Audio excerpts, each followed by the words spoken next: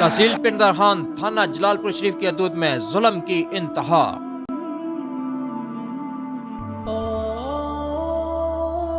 नौजवान को दोस्ती न करने पर डंडों मुक्कों की बारिश कर दी।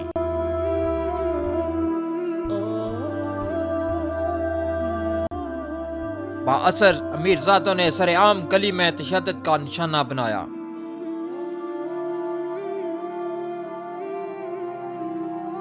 मुल्ज़िमान ने मैट्रिक के तालिब इल्म से जबरदस्ती दोस्ती न करने पर तशद्दुद किया। तशद्दुद करने की वीडियो सोशल मीडिया पर वायरल कर दी।